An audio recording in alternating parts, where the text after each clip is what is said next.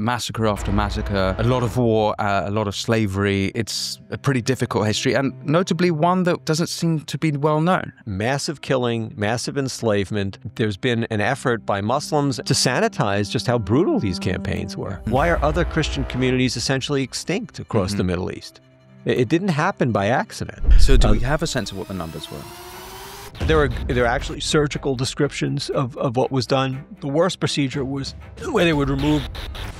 He begins pushing the conquests further into what we know as modern India. There were about 80 million Hindus slaughtered. We have to recover this history, and we have to be honest about it. What is jihad in the West in 2025? We have bloody, violent, mass murderous jihad that's going on in sub-Saharan Africa. We saw a horrible outbreak against Hindus in Bangladesh. I don't blame the Muslims at all for that. I blame the host societies. There's this whitewashing. There's this sanctification.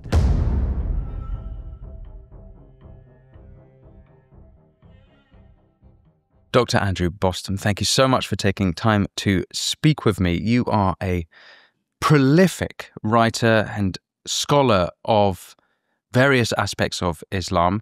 Actually, you're an academic physician, I think, originally, but you wear this other hat where you've overseen tremendous amount of translations of original sources in Islamic history, which you've put together in books such as The Legacy of Jihad, which I remember buying many years ago, and you are a scholar with specific regard to Islamic anti-Semitism, and you have this book here, The Legacy of Islamic Anti-Semitism, which I'm keen to get into. But actually, what I was hoping to start this conversation with is the history of jihad. We had a great Islamic historian, Raymond Ibrahim, come on the show, and we looked at how the Islamic conquests moved from the Arabian Peninsula westwards, but I'm hoping we might look at how it went eastwards through Persia, India, even all the way to Indonesia, of course, the most populous Muslim country in the world. And you've really looked into this, and actually it's quite a horrific history.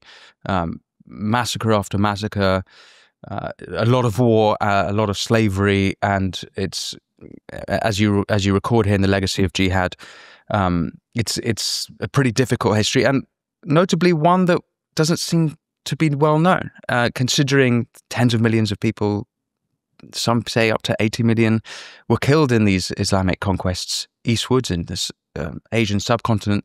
It's not a history that we know all too well. So I was hoping you might enlighten me and our audience about all those things. And if you don't mind, perhaps we can start with the origin of jihad. When exactly does jihad begin? What does jihad? Is jihad in a struggle, in a search, or is jihad external? Is it a kind of conquest as we have described?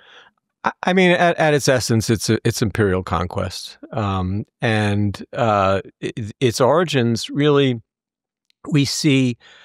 Again, so there's the religious narrative, and there's what we can glean from independently from history. But the religious narrative is important because it's what Muslims believe, and it's what animates them.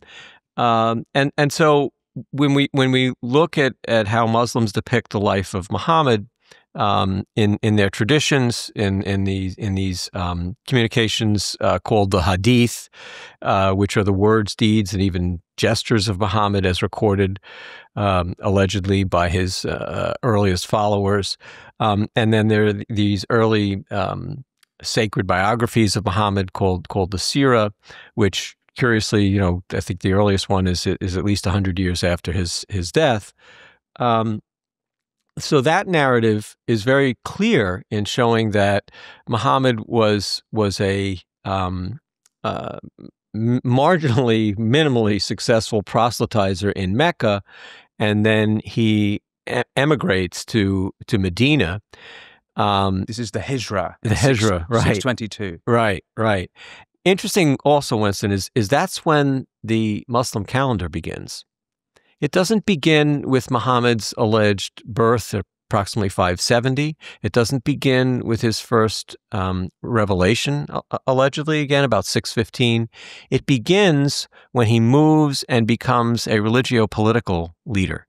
So I think that's a very important point of understanding. And what happens is, basically, again, according to the Muslim narrative, legend, whatever, there are these Jewish tribes in Medina. There are pagan tribes, and they have their own conflicts. And Muhammad is attempting to proselytize and consolidate them, and particularly with the Jews, although to a great extent with the pagans as well. His efforts don't go very well, and it's you get from the Muslim narrative that it's this disappointment that sows the seeds for the military and violent jihad as a means of subduing, if possible, converting the Jews in particular. And there's this theme that the Jews are Islam's first and last enemy. And this has eschatological themes, but real world themes. First being Muhammad's conquest and displacement of the Jews of Medina and other parts of northern Arabia, and then end of times eschatology. Jews have to be killed en masse to usher in the Messianic age. So they're the final enemy in that sense. This is according to what? The Quran, to the Hadith, the Hadith, to the Sirah? In the Hadith. The Hadith taught. As a matter of fact, one very famous Sunni Hadith in the two. They're called Sahih collections, the most sacred collections of Bukhari and Muslim. That hadith, where you might be familiar with it, where the rocks and trees call out, there's a Jew behind him, behind the rocks and trees, come kill him, and this is an utterance of Muhammad. Muhammad is having this vision, and it's part of the Hamas covenant, which I guess is not that surprising, but it's also repeated in mainstream circles, and it was part of this basically fatwa that the founder of the Palestinian movement, Haj Amin al-Husseini, wrote in 1937 a fatwa about the Jews. It was at the conclusion of this fatwa, which the Nazis then actually reproduced in many languages, European languages, and tried to recruit Muslim brigades with some success, not great success. But it was all, in other words, they weren't using Nazi ideology to recruit these Muslim populations in the Balkans, in the Caucasus. They were using Haj Amin al-Husseini's words, and what I did, it wasn't really a book, but I put out a monograph where I translated the fatwa that he wrote, and to my surprise, and certainly the way Haj Amin al-Husseini is depicted, in other words, he's depicted as being an ally of Hitler and probably sharing Nazi ideology. I didn't find that to be true, certainly in his appeals to Muslims, which I guess it wouldn't have made all that much sense. The entire fatwa is all Quran and Hadith. There's no Nazi racist ideology in it whatsoever. And that was a revelation to me, that whatever he did in terms of his alliance with the Nazis, and however popular Hitler became during and after the war, that when al-Husseini and many others wanted to appeal to Muslims, they went into the Muslim scriptures, to the Muslim texts. So you have this turning point at 622 when Muhammad, it's not going so well for him in Mecca, so he picks up the scimitar and heads towards Medina. That's right. And so begins the He external did start out jihad. again, once he was trying to proselytize, but we don't have any independent confirmation of this. Let's take a quick look at how the media is reporting on Starmer's decision to recognize a Palestinian state using ground news. Left-leaning The New Arab ran the headline, "Activists demand more meaningful action, end to arms sales after Palestine recognition." Contrast that with right-leaning The Daily Skeptic, who led with, "Keir Starmer confirms Britain will ignore US and Israeli anger and recognize a Palestinian state." Two very different narratives from the left and the right on the same story. We specifically partnered with Ground News because their app and website help me and my team cut through media bias and get the full picture on any story like this one. There are over 240 articles published on Starmer's decision, and we can access every single one through Ground News, complete with source, context, and key breakdowns. Seeing all sides, regardless of political lean, is essential to cutting through media bias and getting informed the right way. That's why Ground News' blind spot feed, which highlights stories underreported by either side, is such a powerful tool. I genuinely believe in what Ground News is doing, and I encourage you to check it out by scanning the QR code or visiting ground.news/Winston. If you subscribe through my link, you'll get 40% off unlimited access. Ground News is subscriber funded. So by supporting my sponsors, you're also supporting this show.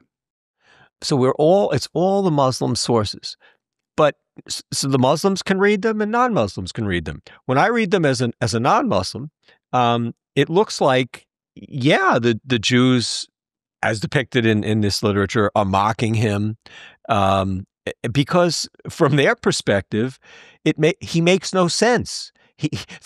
The prophet that they're expecting was supposed to be a Jew. So who are you? I mean, it just, there's almost dare I say, a comical aspect to this. And I suspect as well, if having read the Quran, it's such a mistelling of previous Jewish stories it's kind of like this guy doesn't have a clue what he's talking about. That's an important pickup, Winston. Yeah. Again, you have to realize though that makes it all the more offensive to believing Muslims. This behavior, and they bristle at the fact that this wasn't intuitively understood by the Jews. They should have understood. After all, he is depicted in the Bible, and it's very hard for certainly for Jewish scholars over the generations to have found any evidence for this. So at any rate, the Muslim narrative, again, which is all we have, leaves it open to interpretation that, yeah, they viewed him as confused, and therefore they weren't going to follow him. But of course, it's layered with all kinds of Jewish treachery and plots to assassinate him. And there's a theme that develops about the Jews being the killers of prophets, and it's an archetype there it's a symbol of evil. And it goes through Isa, the Muslim Jesus, and it culminates with Muhammad himself. So it's sort of updated in Islam, and that's through an alleged poisoning of Muhammad by a Jewess at the Khaybar Oasis, which was outside Medina. And this was perhaps the most clear, pure jihad campaign against the Jews, which again, even reading the Muslim narrative, it's hard to find a precipitating cause other than conquest, and this was a very rich farm area, again, according to the Muslim narrative, and these become the first dhimmi, people that are submitted by jihad. Those that fight are killed, others are enslaved, and then these were productive farmers, so they have to give part of their produce as a levy. So dhimmi is an important word. This is the sort of name for non-Muslims, indigenous non-Muslims under Muslim rule. So there are different verses in the Quran that deal with different populations. Quran 9:29, so the 9th surah, the 29th verse, is the verse where you get this dhimma pact. So these are what Islam refers to as scripturaried people, certainly Jews and Christians, possibly Zoroastrians. They have a quote unquote book, a religious book. They're not pagans who are not who according to Islam have no such equivalent book. And of course, in Islam, the Quran is the perfection of these previous books, whether it's the Gospels or the Bible, Torah, and so they have the option. If they fight, they'll be killed. If they don't submit to if they don't submit to Islam and they fight, they'll be killed. They'll be enslaved. If they submit, even if they submit, they are subject to a whole series of humiliating regulations, which allows limited practice of their religion. But, for example, rules evolved: no ringing of church bells, no blowing of the shofar for Jews, etc. There was a lot of what the jurists did probably may have gone beyond what the original intent was, but there were bizarre rituals for the collection of this poll tax, this jizya, and the dhimma itself is just a pact. It's a dhimma means pact, and it's a pact of submission. But a whole body of jurisprudence grew out of the practical application of this edict from the Quran. And you saw all kinds of bizarre things, including the original badge for Jews, the yellow badge, comes out of this type of regulation. They needed to be segregated and distinguished from the Muslims. And at different times, Christians were coded with red, so as long as it wasn't green, because green was the color of Islam. So the yellow bands we saw Jews forced to wear in the 1930s and 1940s Europe, that actually goes all the way back to the 9th century. 9th century. Yeah. Yeah, that's we know certainly under Harun al-Rashid. The 8th and 9th century actually, and it happens in other places, not just that's Iraq. Why yellow? Do we know? We don't know. No, we don't know. I don't know. And as long as it wasn't green, because that was the color of Islam. And so now the Jews, unlike, and I'm sure Raymond got into a lot of this, the Jews did not have powerful militaries. They were a subjected people in all the civilizations where they lived and when Islam arose. But other civilizations fought. Raymond's work has detailed elegantly. Certainly, Western Europe fought back. And you can see this with the French within 100 years of Muhammad's death. The Muslim conquests get to Europe, tours in France. That's right, and they are defeated by. And there's battles back and forth on the Iberian Peninsula, Spain and where Spain and Portugal are. They end up conquering much of the South French coast, Corsica, into Italy, Sicily, even parts of Switzerland. I think. Yes, they do reach. They do reach into the Alps. Your book that they burnt Barcelona down. I didn't know that. Yes, that was yes.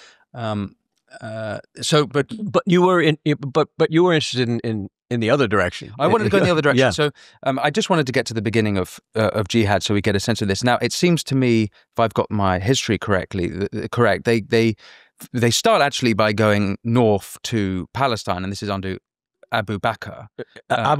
And then he dies. The Great Jihad. Right, So exactly. The sort of conquering of Palestine. That's right. That starts, but it doesn't go very far. It's really conquered under the second caliph, Umar bin al-Khattab. Okay. And that conquest is pretty much complete in the initial phase by 638. And it's a very, very, see, this is. So again, when you rely upon the Muslim sources, it's a glorious, I wouldn't say peaceful, but it's a romanticized process. The Jews, in effect, are liberated from Byzantine rule, and then when you delve into non-Muslim sources and some Muslim sources as well. You begin to see the devastation that was wrought upon historical Palestine, and just as jihad everywhere else, massacre, pillage, enslavement, deportation. You said when they get to Caesarea, they slaughter 40,000 Jews. That's in a Muslim chronicle. That's from the Muslim. That's right. That's from Baladuri. Yeah, right. also the devastation of the land is something I was very unfamiliar with. A lot of that land was burnt. The crops were burnt, and that led to soil erosion.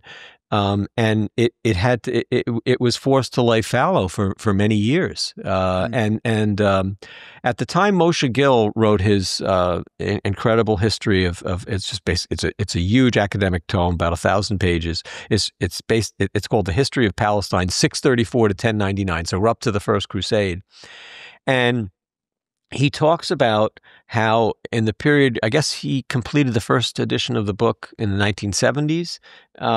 They were still unearthing ruins from that period. The destroyed synagogues, destroyed churches, etc. So it's a very, very there is this idea that these were somehow different than other imperial conquests. Certainly by Western powers that are very destructive, had been very destructive. The Romans, the Greeks, etc. These were very destructive conquests, including in the Holy Land and the environs. And then the law that was laid down is the Sharia.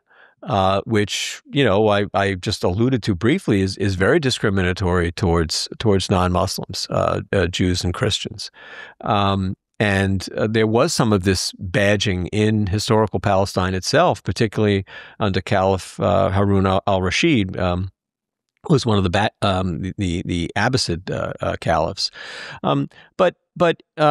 So I think that.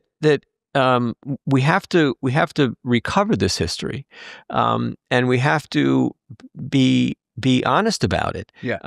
And I think that was part of why I began to do this research, and also it unfortunately you haven't seen in Islam a desacralization, an effort to remove the religiosity of an institution like jihad, so that it's still considered a very honorable and righteous exercise to engage in, and part of the reason that it's, I believe that it's still lionized this way is because there's been an effort by Muslims and Western so-called scholarship on Islam in the modern era to sanitize just how brutal these campaigns were. Yeah. So as I covered with Raymond, within 100 years of Muhammad, 3/4 of what Christendom went from Christianity to Muslim. It's only Western Europe or Europe that remains. And it was tenuous, as Raymond points out, and as the history, it was tenuous for Western Europe. Yes. It had there not been certain defeats, that Europe could very well have become Islamized. Quite, and Spain was, and certain other places as well. But so you talk a lot about how the Jews were treated, but it's also worth keeping in mind that the Middle East at this point, it wasn't called the Middle East, but it was Christian. Was Christian. Oh, yeah. North they Africa were subject to the Egypt same. Was Christian. Right. Syria was Christian. What is now Turkey, I think it's important. It's important to point out. Even Palestine, right, was Christian. It was a Christian, and actually the majority, according to Gill, the majority of the inhabitants at the time of the conquest was still Jews. Okay. But Jews, Samaritans, Christians. But your point is well taken, because Christian populations obviously bore the brunt of these initial jihad campaigns, the massacres, the enslavement, the deportations, the rapine. It's very, again, that history. It's not to hold grudges. It's just to understand. Got to speak the truth. How the Copts are the native people of Egypt. Why are they a reduced minority? Why are other Christian communities essentially extinct across the Middle East? It didn't happen by accident. Did you get a sense through your study in that period, and we'll cover other periods in a moment, about just the level of bloodshed and the level of death, the death toll? Is it hard? It's pretty hard. But you have gone to the original sources. It's hard, because you see both exaggeration and downplaying So it's very hard to. But when you look at the sources, when you look at the attrition of the Christian populations, it had to be massive. And I know, and then you get various waves. You get the Turkic tribes that convert to Islam, and really that's what precipitates the First Crusade, is the destruction of Christianity in Anatolia, and the movement towards the Levant. And as a matter of fact, what the Jews experienced at that time, because there were still Jews in that area, you see in some of the writings that the jihad waged by what became the Seljuks, but even their predecessors, was so violent and rapacious, and there was burning and devastation. They thought it was the end of times.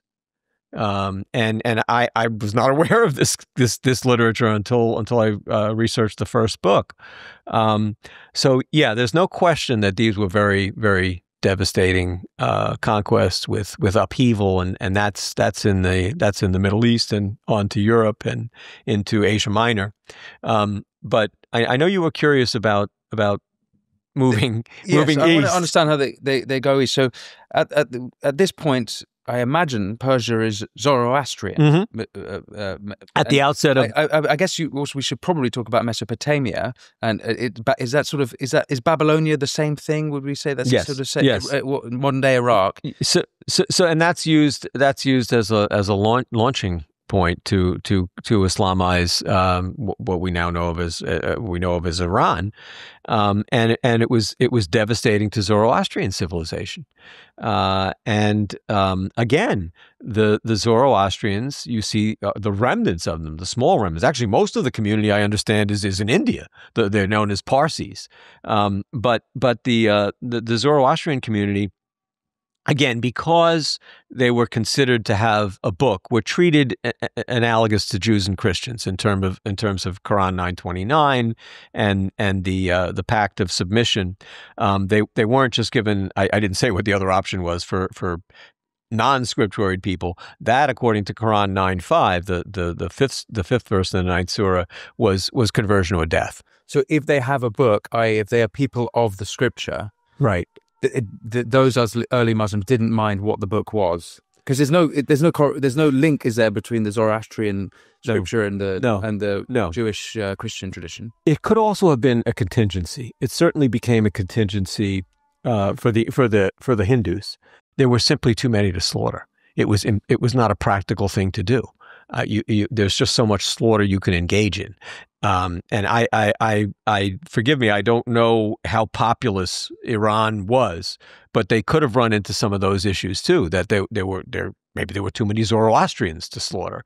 But it was originally meant to apply to the Torah, the Gospels, because of course the Quran, in retelling those stories to a certain extent, and adding all kinds of extraneous material, was the perfection of those scriptures. But they contained enough of a kernel of truth that there was this allowance. Okay. So when is it then that the jihad on Persia begins? Oh, it begins in the 7th century. From the beginning, basically. Oh yeah, Early. Even into the Caucasus, you see some inroads. What's incredible, which is modern day Georgia and Armenia, is that what you mean? Dagestan and those into Dagestan, what's now Chechnya, etc. All these areas were reached by jihad in the 7th and early 8th centuries. And were they Arab? Yes, these Muslims, were Arabs. These were Arabs. Okay. No, these were Arabs before the Turkic tribes converted to Islam. Okay. And then they continued the jihad. But so you see even into the 7th, the late 7th, the early 8th century, all the way to India, to the Indian subcontinent, and that initially is the area that became Pakistan, Sindh province in Pakistan. So as early as the 7th century, They're into Pakistan. That's the early 8th century. That's the early 8th century. So early 8th century. Early 8th century, you see west, the Iberian Peninsula, east into what would be modern-day Pakistan. These are extensive conquests. And what happens, it's very interesting what happened, very tragic and very interesting what happens on the Indian subcontinent, which is that you see Muhammad bin Qasim writing back to his immediate superior, who is the governor of Iraq. Who's Muhammad bin Qasim? He's the one that conquers Sindh province in the beginning of the 8th century. He's under orders, convert or kill. Convert or kill. That's the option for the Hindus because they're considered pagan peoples and they don't have a book that Islam recognizes at some level. Are you turning healthy fruits into highly unhealthy fruits without even realizing it? Fruit can be one of the healthiest things you can put into your body, but the majority of Americans are guilty of making this single mistake that can counteract all of the health benefits of fruit. Some fruits can help with occasional constipation, reduce bloating, and even help burn calories. Others can wreak havoc on your digestive system and energy levels. I came across this viral presentation from world-renowned heart surgeon Dr. Stephen Gundry, which explains everything. I learnt a lot. It has made me rethink my brekkie. I'm going to put a link for you all to watch it because I think this is important information. Go watch it right now at thehealthyfat.com/win. Oh, and by the way, eliminating these specific fruits could forever help increase energy levels, decrease brain fog, support digestion, and even lose weight. Dr. Gundry has lost 70 pounds himself using his research and has kept the weight off for over 20 years and counting. His digestive issues are gone. His health, I am told, is fantastic, and he feels younger and healthier today than he did in his 40s. His video has been watched now by over 20 million people. And you can watch and learn more over at thehealthyfat.com/win. It's linked at the bottom of the video, but he'll teach you exactly how he's kept his weight off for free. Now, back on with the show. And he basically communicates that it's impossible. You can't do this. It's not a practical thing to do. So grudgingly they apply the poll tax, the jizya, and the rules of the Sharia for non-Muslims. So he thought it was not practical. Is there any indication that he thought it was not moral? I haven't seen anything like that. He thought it was not practical, and but there were extensive massacres until that modus vivendi was worked out. So these were the Hindus of northern Indian subcontinent. Exactly, northwest. Okay, so do we have any? How long were they there? How long were the Muslim conquerors there? Was this they uninterrupted to the modern day, or? Oh, they went into Afghanistan. And there was conversion there of indigenous peoples, and those become loosely Turkic tribes that adopt Islam and continue these conquests. Were those what were the Afghans' religion before? Lot were Hindu. Hindu. Okay. And some were just nomads and may have had no religion. So you see that Afghanistan, as the jihad continues on the Indian subcontinent, and then there was a great conqueror from the Muslim perspective, a horror for the Hindus, Mahmud of Ghazni in Afghanistan, and he begins pushing the conquests further into what we know as modern India, and those are very, very devastating conquests at the beginning of the 11th century, and then his successors ultimately set up what was called the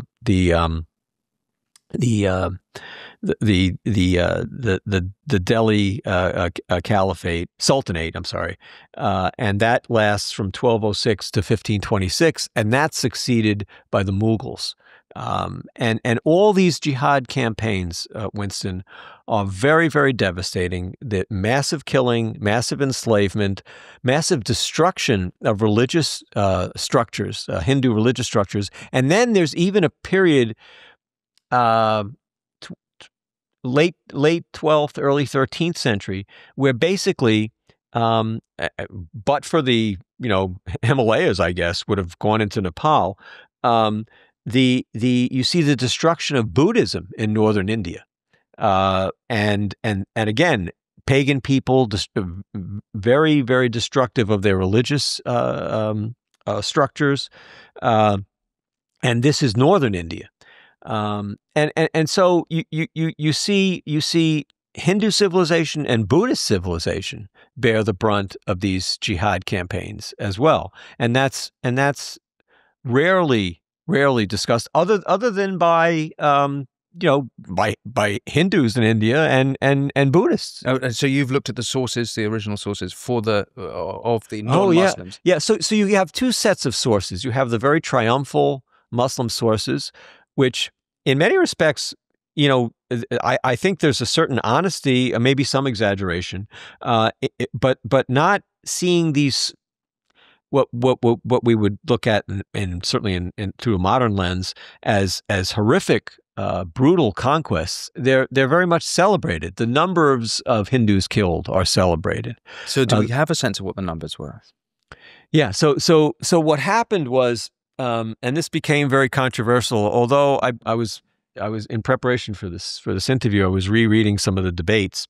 There's a great Indian historian of Islam, K.S. Lal, and he calculated using whatever available demographic sources he could muster, and he documents them all. And some of it is very theoretical, very speculative. But his calculation was that in the period between 1000 and 1500, CE, there were about 80 million Hindus slaughtered in that period. And so this, of course, you can imagine in the modern era, there were all kinds of attempts, particularly by Indian Muslim historians, to discredit him, etc. And it's just recently that I read the debates, and I must say, and I may be accused of being biased, but his reposts, his rebuttals, Hilal's rebuttals are very strong. And the attempted rebuttals by these Muslim historians are very weak, almost just name calling, essentially. And Lal, where were these debates happening? What are you referring to? 70s, the 1970s, 1970s. Okay. And then I think Lal wrote a whole chapter in a book that came out, I believe, in the late 70s, but also academic. I mean, these things were debated appropriately, and you see academic seminars, and then the proceedings are published. And I was just reading through it's about a 20-page essay that was at one of these proceedings, where Lal is responding to the written so-called rebuttals against him, and his responses are devastating, and they're full of, again, you are forced to make estimates of how accurately do you know the total population of Hindus in this period between 1000 and 1500. A lot of it's based on, certainly not the kinds of sources we would have in the modern era, but at least he makes an effort. The response of the Muslim historians is that he's lying. I mean, that's really what it boils down to. They don't really have substantive responses. And he, I mean, it's like, fishing in a barrel. I mean, he just takes them apart. So under the Delhi Sultanate and the Mughal successors, what is life like in India then? Is it a Muslim overlord elite? And so it's interesting you would put it that way. So the Muslim rule is the Sharia. Okay, with all its restrictions on non-Muslims, there's this constant back and forth between the Muslim ulema, the clerics. They don't even like the idea that the Hindus have been granted this compromise. That, in other words, they're treated like dhimmi or zimmi is the way it's pronounced on the Indian subcontinent. They're constantly going, well, why are we granting them this? They should be slaughtered. And it goes back and forth, and obviously it comes to the same practical solution, which is that's absurd. We'll have no slaves. We'll have no means of productivity. It's an impossible task, and so. But it's just curious that you would see these debates recurring throughout this period. And then there's a lot of slaughtering of cows because cows are sacred to Hindus as a means of humiliation. That becomes another form of humiliation. What I took away was that yes, you did get occasional rulers. The one that stands out is Akbar in the 16th century, a Mughal, who is more tolerant and is willing to reform certain aspects of the Sharia to accommodate the Hindus. But that, as you can imagine, triggers a violent response from the clerics. And ultimately, he stands out as an exception, not a rule. And the last Mughal emperor before the empire collapses is Aurangzeb, and he was one of the most brutal of all in terms of massacre and destruction of Hindu temples, etc. Now, the other part of the narrative, which I understand only in the most tenuous way, but the survival of the Hindus tells you something, is that there was constant resistance to this. The Hindus did not passively submit, and if you look at what history has shown, is they retained much of the subcontinent by dint of their own shedding their own blood and shedding Muslim blood too. It was very bloody, but they fought back and they resisted. You can see that today because obviously Pakistan and Bangladesh are majority Muslim, but most of India. Well, there is a big Muslim. Some of the cities like Hyderabad are majority it's Muslim? Still happening. Yeah. It's still happening. There's a much more. What do you mean it's still happening? The Islamization is still happening. It's still continuing in India, and the Muslim population in India is steadily growing. Some elements of it are much more moderate because of natural demographics. It's not growing because of jihad. It's growing because of natural demographics and some cultural jihad. I think that's what goes on. And what's cultural jihad? I would say proselytization, some low-level violence. You see continuous in these areas that have become Muslim majority. You see kidnapping of Hindu women and forced conversion to Islam. So I think it's not all nonviolent, but yes, most of it is just propaganda and proselytization. And then, of course, they used the Kashmir issue, which, remember, Kashmir was all Hindu. It's minority Hindu now. Even though that's one area of India that the Indian government retained because it's so critical, water, etc. Even though it had a Hindu minority, but of course it was all Hindu before the various waves of conquest. Right. Okay. So and Hindus have a long memory. That's what they'll say. We don't feel that it's unjust that Kashmir is under our control. It was Hindu land. So tell me about this end of the Muslim rule of the subcontinent. How does it get? It's the British. It's the British. It's the Portuguese. It's really not the Hindu resistance per se. So that complicates things on the one hand, and the British, they were an imperial colonial empire. But one of the things that I found interesting is that sure, the British were imperialists too, but they were a different kind of imperialist, and you can see this from Indian historians. None of whom have any affection for British imperialism, particularly as applied to India, but they point out very clearly how.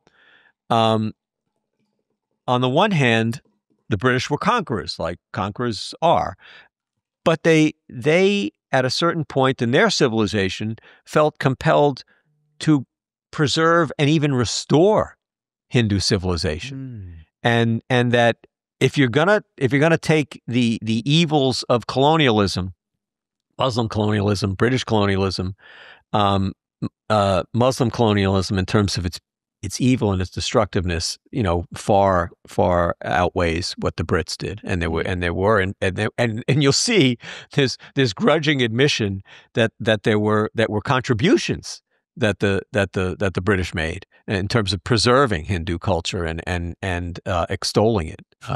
And that was very, as someone who was researching this, that was very, very surprising to me. It's not an excuse for British colonialism, but it puts it in a different perspective. Can you tell me how Islam gets to Malaysia, which is majority Muslim, and Indonesia? Yeah, a lot of that is trade. A lot of that is trade routes and proselytization.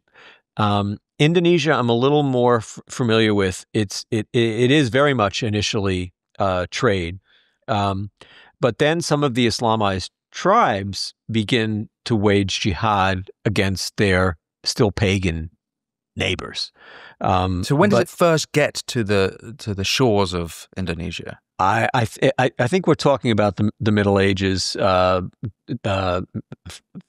14th century, something like that. Okay. Again, it's not an area that I've studied carefully.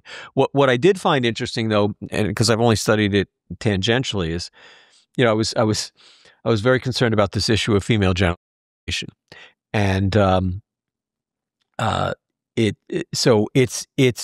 you see it to a great extent. There's 4 basic schools of Sunni Islamic law. One of them is the Shafi'ite school.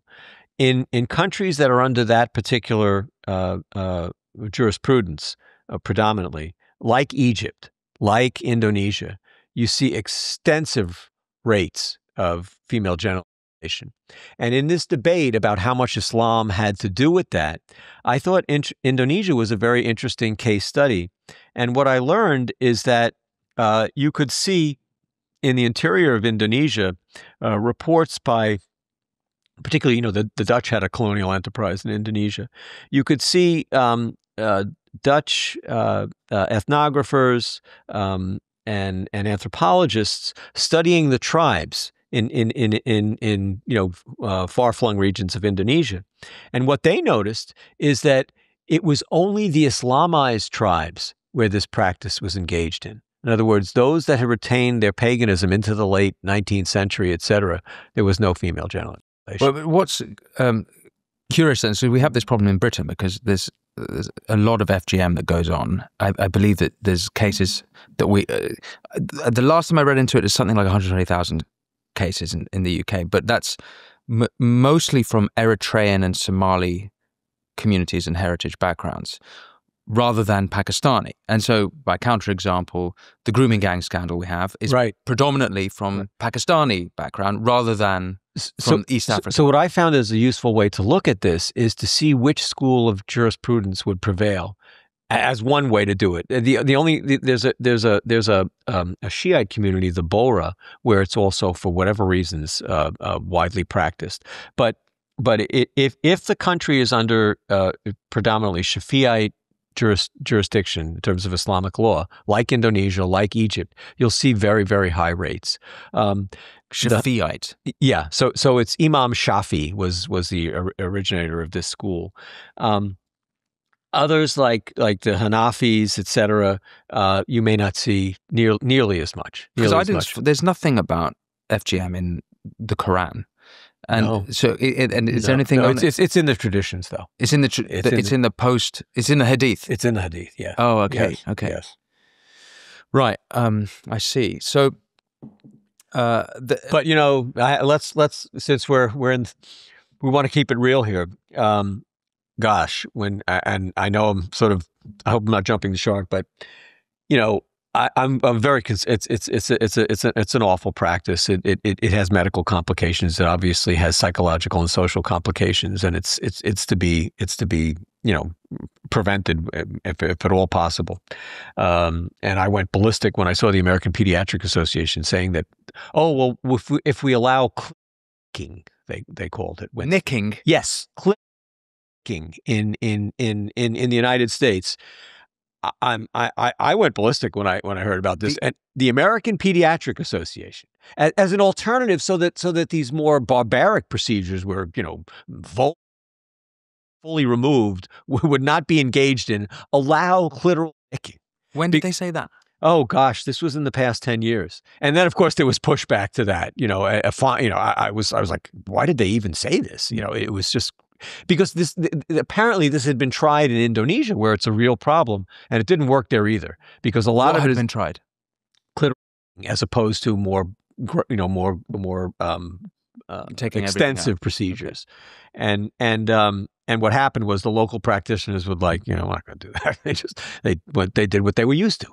And so is that happening in America because there is a problem in Muslim communities? That was my assumption. I mean, I've seen some reports that suggest it is a problem in the United States. It may not be as extensive a problem as it is in the UK, but it is a problem in the United States. And Ayaan Hirsi Ali's, her foundation has been, fighting against it. But I was just shocked from a medical perspective that why would you compromise on an issue like this? I mean, that's just bizarre. Right.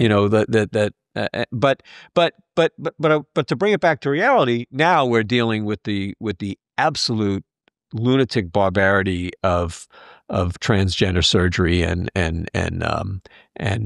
hormone therapy for children, which I'm sorry, as bad as FGM is, that's far worse. Well, curiously enough, at the height of the we're probably still in the tail of the height of the trans lunacy, but we saw Muslims siding with Christians in protesting against it in Britain. Yes. So the trans stuff actually united. Yes. And again, I'm saying, as much as I oppose FGM, it's trans lunacy is an order of magnitude worse than that. Yeah. It just is.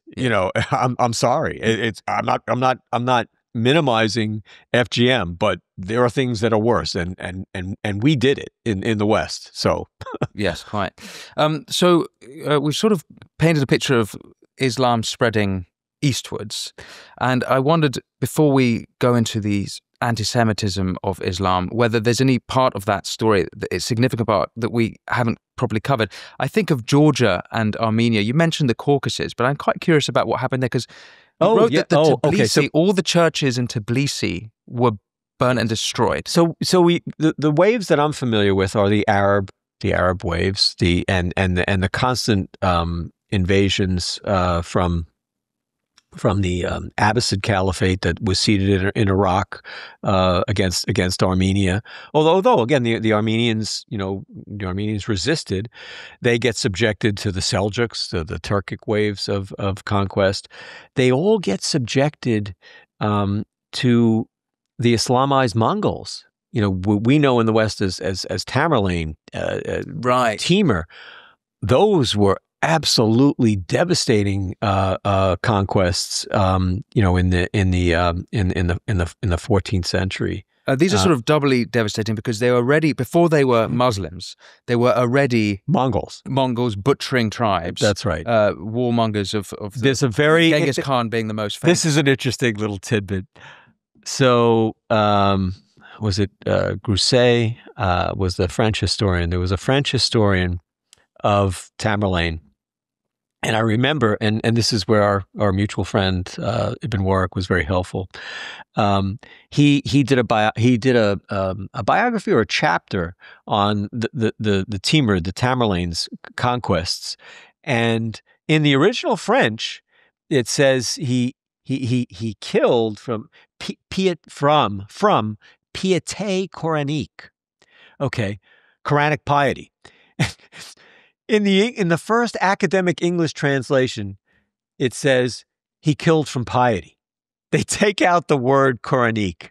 I could not, but I said, I told our friend, I said, no, that can't be. He said, Andy, go back and read I went to the library, I got the French. Of course he was right. The word Quranique had been taken out. Wow.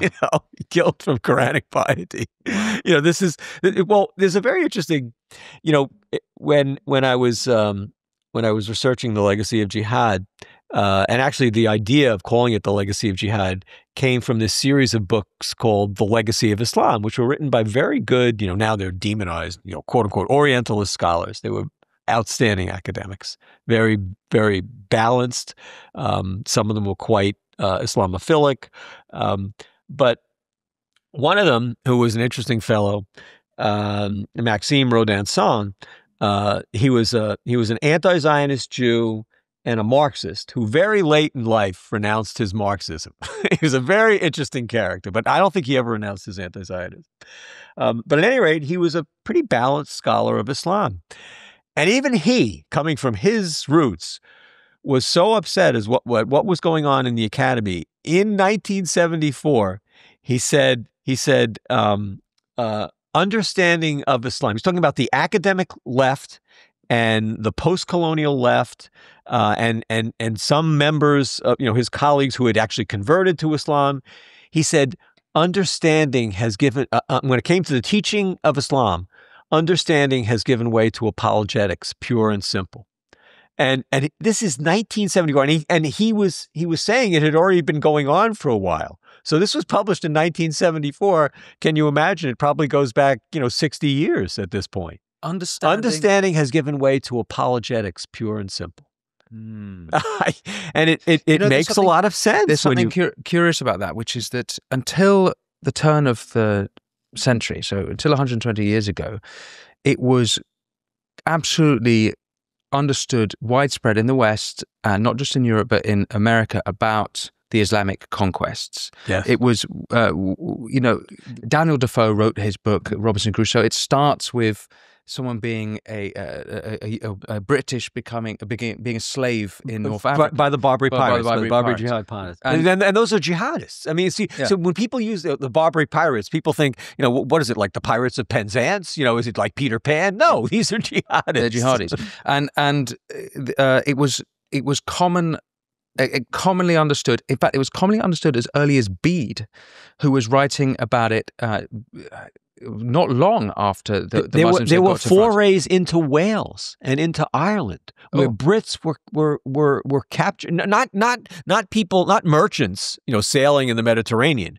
People were captured from their homes and enslaved during the raids by where they were called the Corsairs. Oh, they even captured the island of Lummi, I think it's called, in the British.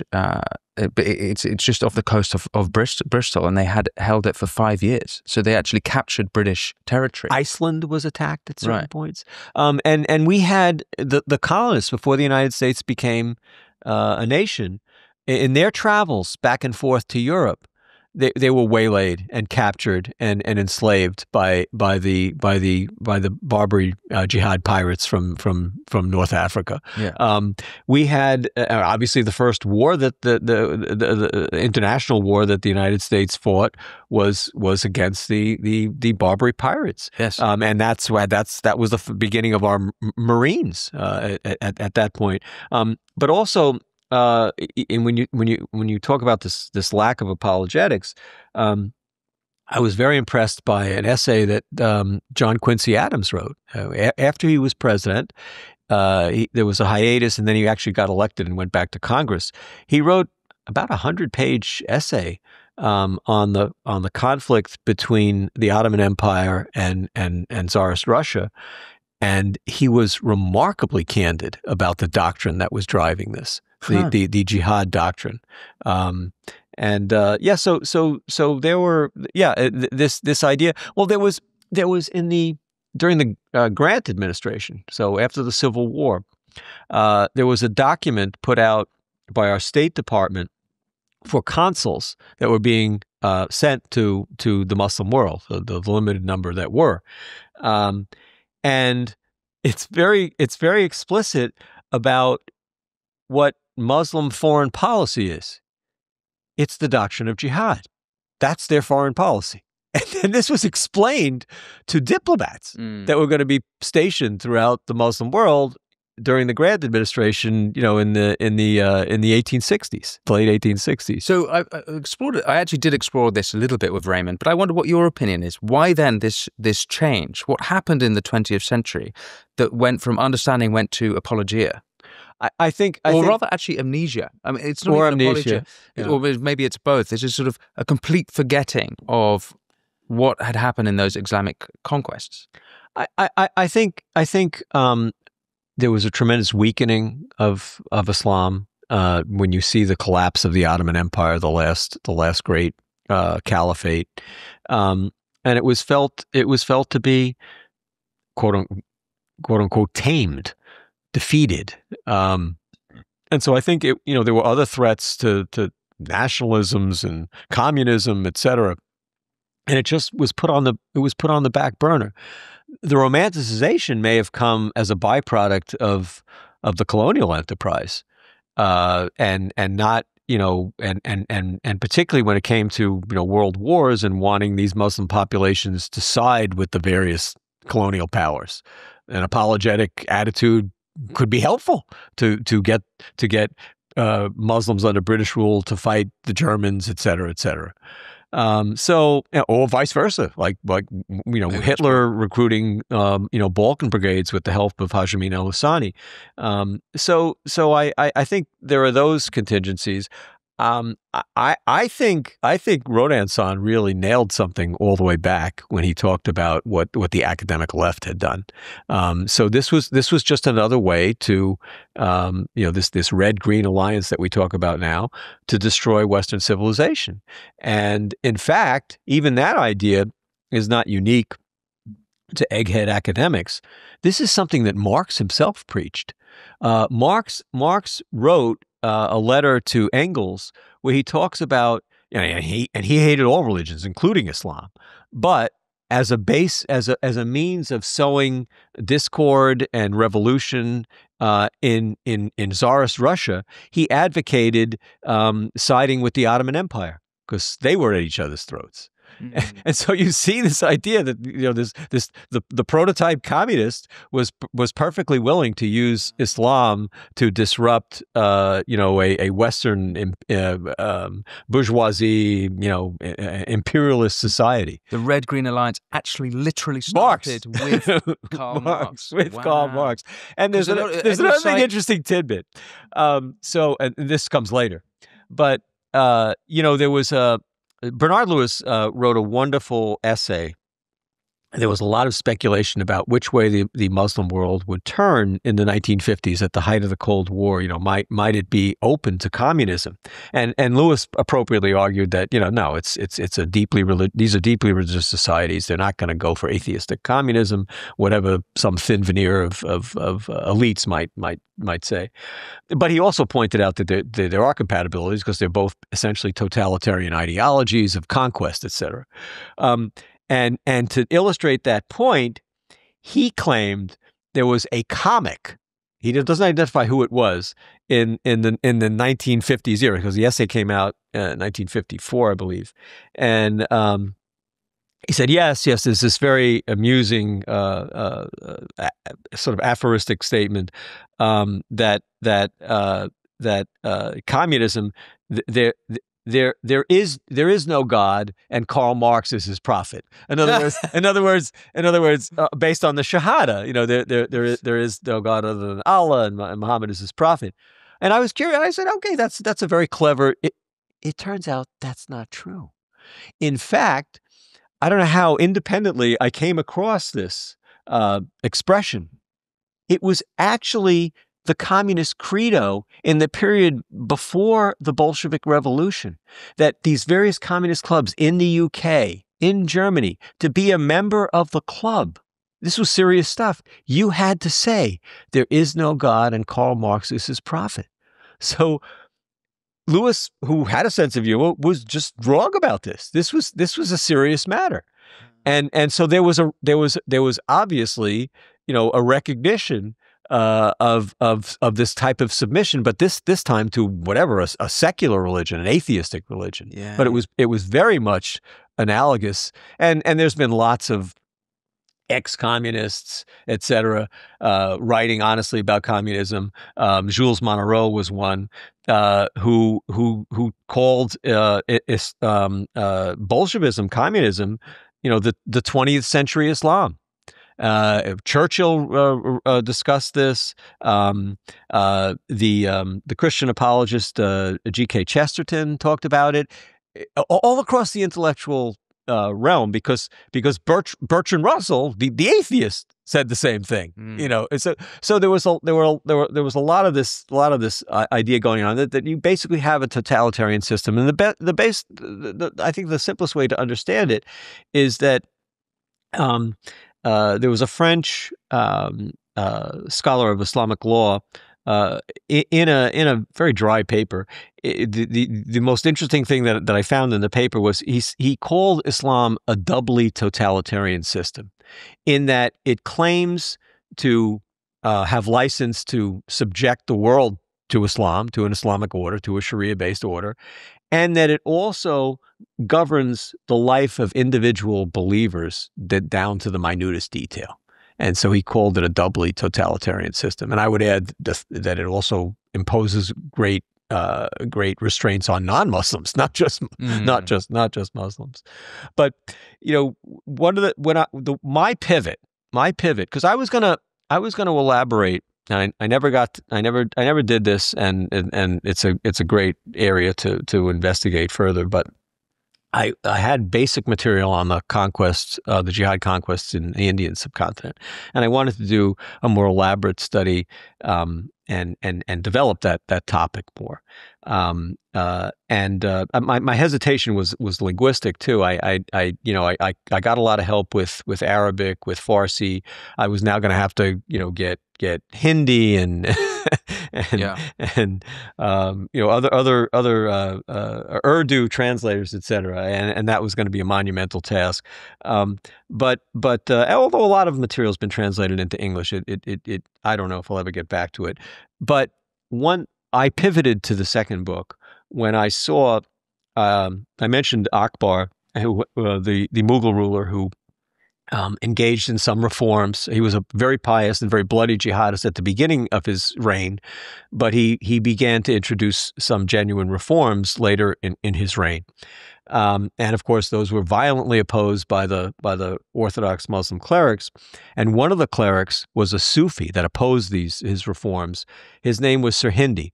And so I'm reading this anti-Hindu tract, and he's glorifying cow slaughter, et cetera, and I'm like, okay, well, it's ugly, nasty stuff, but I expect that. And then there's a line in there that says, "Whenever a Jew is killed, it is for the benefit of Islam." And it just jumped out on me. And the best I could find out is that he didn't have any contact with Jews in that part of the world.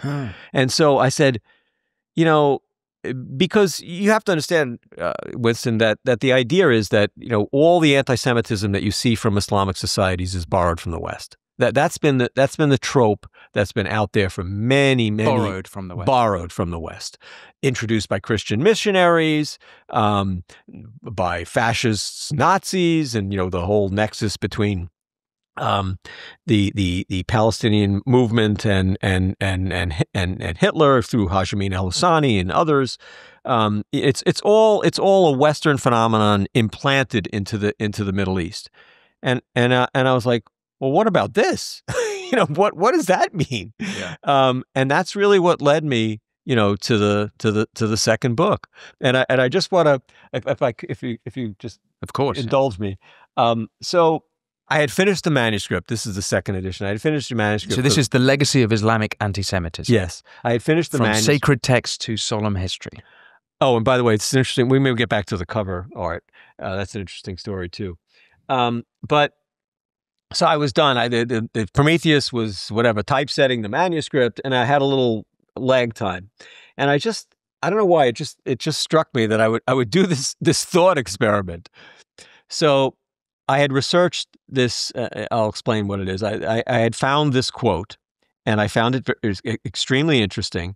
And then I decided, well, all these experts that are constantly opining about anti-Semitism, they were all academics. I think they were all Jews, and they were in advocacy work.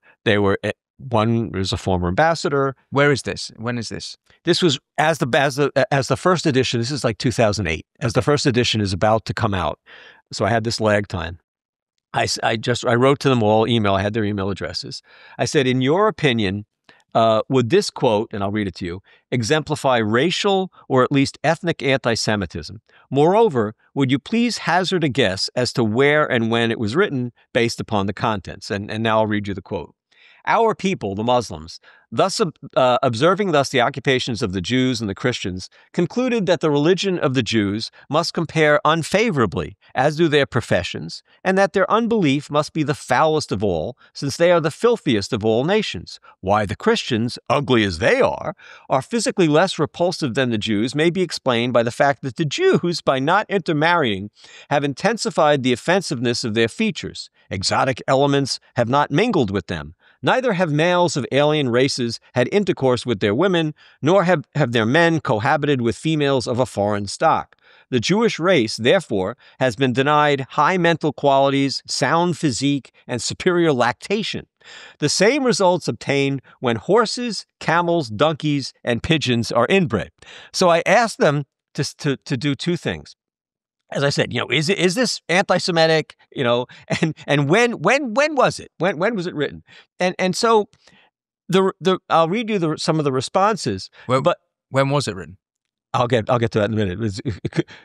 So the responses that I'll read to you were all based on this trope that I just was describing, that this is all a borrowed phenomenon. It's a modern phenomenon. The introduction of anti-Semitism into the Middle East, it's just a rehash of the protocols of the Elders of Zion, of some Christian anti-Semitism from the Middle Ages, of Nazism, racism, and this mentality was captured for me in another quote that I want to read you, because this is really interesting. There was a very, actually good journalistic account of the 9/11 attacks that got a tremendous circulation, written by Lawrence Wright. It was called The Looming Tower. It was just really investigative reporting. But he did a couple of excursions into things where he didn't really know what he was talking about. And this was great. This was his characterization of of anti-Semitism in the Middle East. He says, until the end of World War II, Jews lived safely, although submissively, under Muslim rule for 1,200 years, enjoying full religious freedom.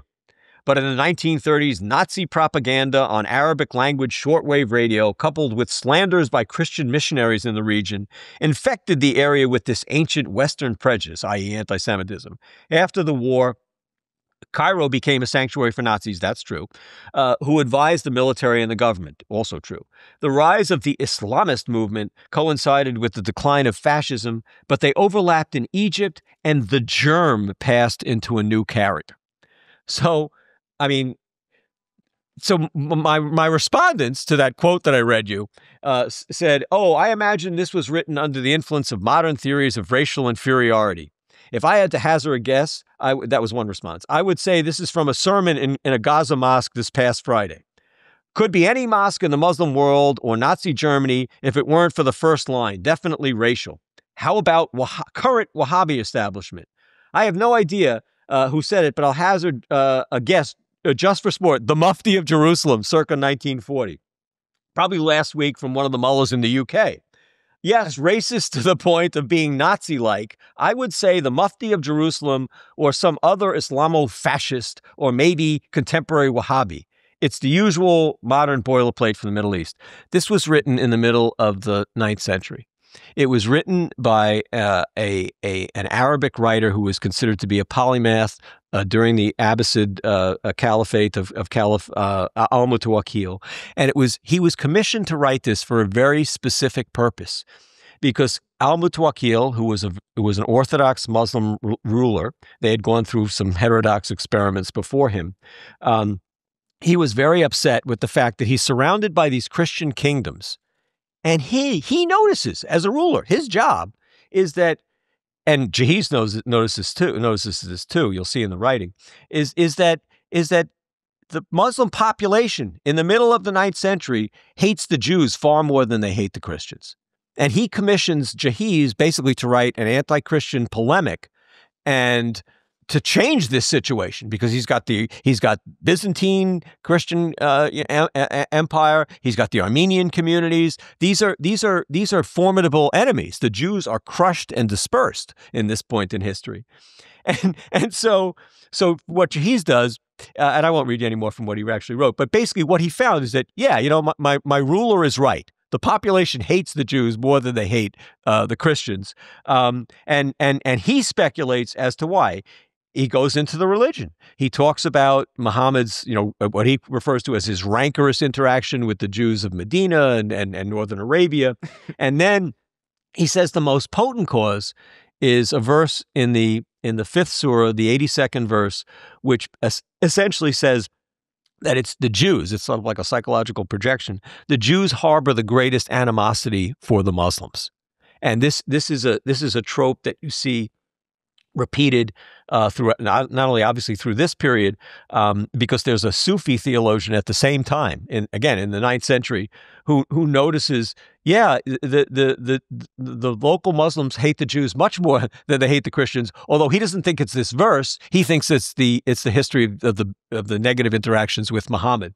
But Quran 582 comes up throughout history as a possible source of animus towards the Jews. What is that verse? And it just says, one translation is, "Thou wilt surely find the most hostile men to the believers, to the Muslims, are the Jews." That's the key part of that verse. Is that the full sentence? No. Then it continues, and the idolaters, and thou wilt surely find the nearest of them in love to the believers are those who say we are Christians. That because some of them are priests and monks, and they wax not proud. So in other words, it's positive towards the Christians, and you'll often just hear that cited in these ecumenical things between Muslims and Christians. But the opening is very negative towards the Jews. And in fact, during Ramadan, this past spring, for some reason, it was purely gratuitous. They always, each night they have they read from the Quran in front of Al-Azhar University, and I'm like, there's references to the Quran in the reference to Ramadan in the Quran, and obviously that's appropriate. Where's Al-Azhar University? Al-Azhar is in Cairo. It's in Cairo. It's been the major teaching institution for Sunni Islam basically since the Mughal period the Mamluk period in the 13th century. It was built earlier. It was built actually in the I think it was about in the 10th century. But they recited this verse. I mean, Winston, it was purely gratuitous. I was like, what does this have to do with Ramadan in front of Al-Azhar University? And so what I recount is that European travelers noticed this too. They noticed that the animus was greater towards the Jews than the Christians, particularly in Egypt, and that they traced it to this verse and to the use of this type of trope. And so what I saw with my responses from these respondents is that they were absolutely clueless about the theology and its unfortunate, real world ramifications. So look, I know how problematic parts of the Quran are, not least because it says you must take this literally. Throughout the Quran, it does say that, and so it's quite hard to get around verses like this. But it's also the case that I have Muslim friends who I know are not anti-Semitic, and as do I. It's also the case that despite as we talk now, we're in the middle of a multi-theater war with Israel and its various neighbors, or in the wake of those wars. It's also the case that we're in the wake of the Abraham Accords, and Muslim-majority countries have done deals not just to trade with Israel and the West, but to have peace with them. Right. And now, how that turns out is yet to be seen. But it's clearly the case that they're not. That there are Muslim leaders who are not acting like this, right, and who are behaving themselves, right. So then, what would those good-natured Muslims, with regards to the Jews, how would they get around such theology? That's the conundrum. That would be interesting to understand what they're saying, how they deal with these issues. Couple of things. It's a terrible conundrum for them. I can give you what I think needs to be done, but let's backtrack a little bit. So, we're in the modern era. We have reasonable tools, not perfect, but reasonable tools to gauge Muslim anti-Semitism. I think I'm not a big fan of the ADL. I think they do a lot of things poorly. But the Anti-Defamation, which is a Jewish organization. Yes, American Jewish, is it? Yes. Very, very. They've been basically co-opted by the left. It's unfortunate. If we want, we can talk briefly about that. But one thing that they've done for 50 years plus now is that, and they've honed this over the years, they developed a very simple and reproducible instrument for gauging anti-Semitism. What they do is they present to the respondent 11 anti-Semitic tropes. And if the respondent agrees with the majority of them, or all of them, so if they agree with 6 out of 11 or more, they are then classified as an index case of extreme anti-Semitism. And then they apply this instrument across populations or nations or within nations broken down by religion.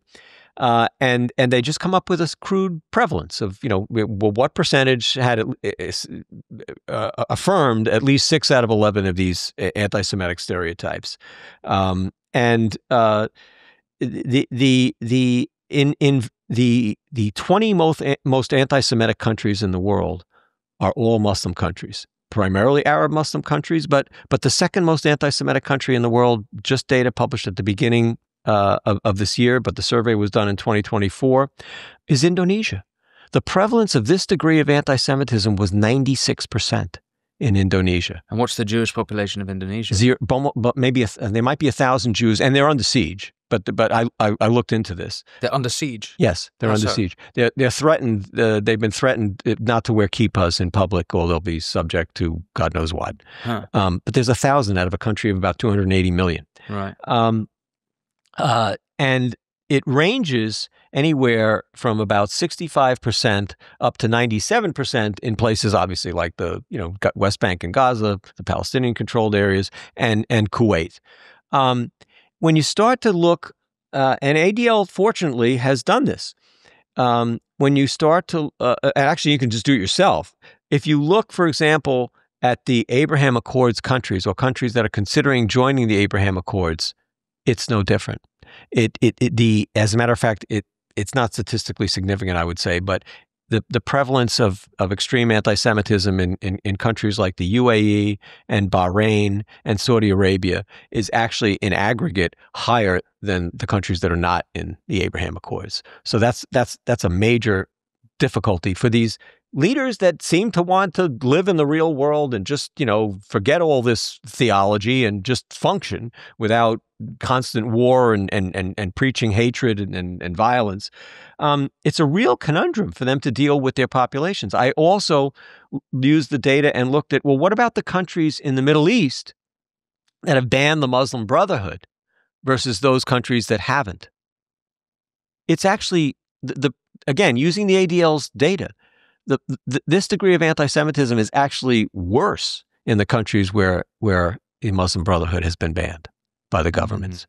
So we have to be sober about, and I am all for the Abraham Accords. I'm much more, I guess, cynical about them because of information like this, because of what's still being taught. But it's very important that there not be hot wars to the extent that that's possible. And even if the rulers themselves still hate Jews or hate the leadership of Israel, if they're willing to, for example, unite against a common enemy like Iran and keep the peace, I'm all for it. Yeah, I'm all for it. So to come back to my original question, though, it is the case that it's the leadership of these countries that have signed the signatories, right, not the populace, and the leadership of, let's say, the Emirates. They will have their grand muftis, they all have their chief imams, right, who they must be talking with, who they take spiritual counsel from. Islam being a political as well as a religious project. I will tell you, it's problematic. Look at Egypt, for example. Okay, and there's been a cold peace, and it's better than armies lining up against each other, since 1979. But Al-Azhar University is at the forefront of promoting this theological Jew hatred. The Vatican of Sunni Islam is at the forefront of promoting this hate in terms that are as explicit and as hateful as anything that you'll read in the Hamas covenant. I just went through this gruesome intellectual exercise of in fully translating. I was describing it to you earlier, but fully translating a 1968 PhD thesis by the late Grand Imam of Al-Azhar University, Muhammad Sayyid Tantawi. And it translates into English, The Jews and the Quran and the Traditions. When was he writing? This was published in 1968 originally. And he went on to become the Mufti of Egypt. That's in a government position, and then the Grand Imam of Al-Azhar University. So Mufti in 1986, Grand Imam in 1996, and he died of an MI, a heart attack, while he was Grand Imam in 2010. So to cut to the chase, this is a 766-page Arabic original, and it reads like it's a long version of the Hamas covenant. All the vitriol that you get in the Hamas covenant, the Islamic sources, the Islamic sources as a basis for modern forms of anti-Semitism, like the Protocols of the Elders of Zion, it's all in this, laid out in horrific detail. When he actually the version that we translated was the reissue on basically about the 30th anniversary. It came out in 1997. So Tantawi had been Grand Imam for 1 year at that point. And he wrote a brief introduction to it where it's very clear that he believed everything. You thought, well, maybe with maturity, he's now the Grand Imam. No, it was an endorsement of it. Not only that, he met with the chief rabbi, Israel Meir Lau, at that time also in 1997. And he affirmed publicly, he knew all about the Jews. He had written this PhD, and he still believes in everything that he wrote in that PhD thesis. And so his successor is Ahmed al-Tayeb, and a practical realm, a darker even practical realm.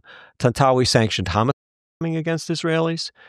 He referred to this Quranic epithet for Jews. It's the 5th surah, the 60th verse. He referred to Jews as apes and pigs, sons of apes and pigs. His successor, Ahmed al-Tayeb, we talked briefly about Quran 582, the verse that the great polymath in the 9th century Al-Jahiz felt was at the root for the anti-Semitism and the Muslims of his era in Iraq and in Baghdad. Twice in 2013 and 2017 on national Egyptian television, Tayeb has gone into a discourse about how this verse, Quran 582, where the Jews are claimed to harbor the greatest animosity towards the Muslims, this defines our being the Muslims, relationship with the Jews, and it's been this way for 14 centuries on national TV in Egypt.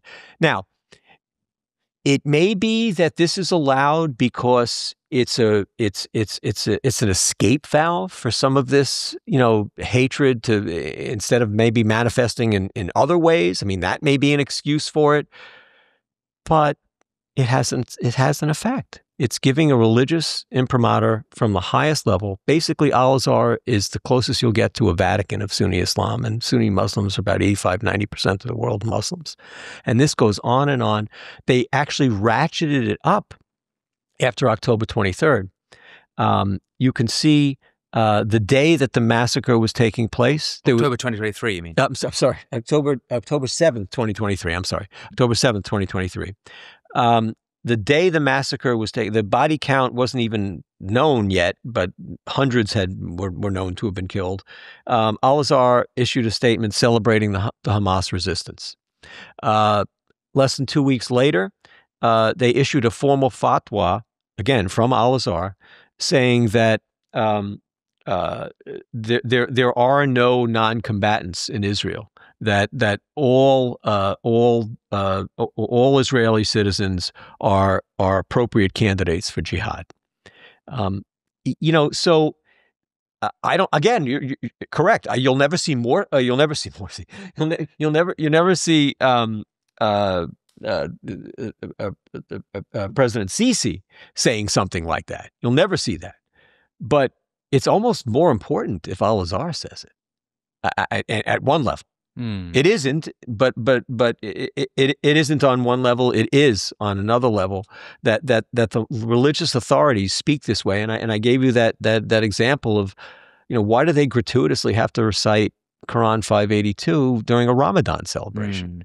So I look, on a practical level, I don't care how much the Egyptian president hates Jews. I don't care how much Al-Azhar hates Jews if there's peace on that border. Yes. But I don't see how this goes away without there being direct challenging to this and to this type of teaching, institutional teaching.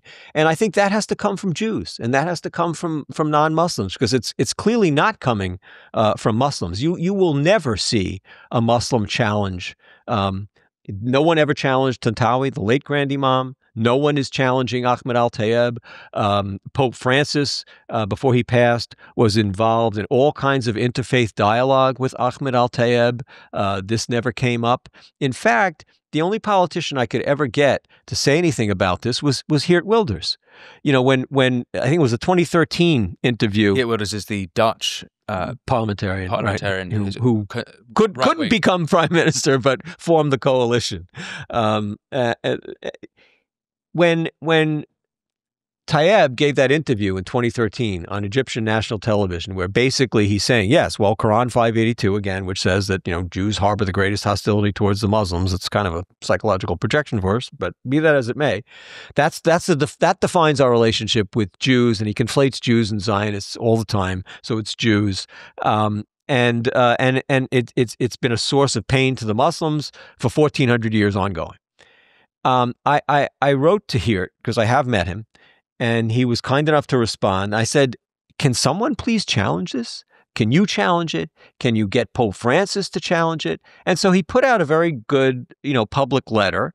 But that's it. I've never been able, certainly at my level as an individual citizen, never been able to get anyone to pay attention to this.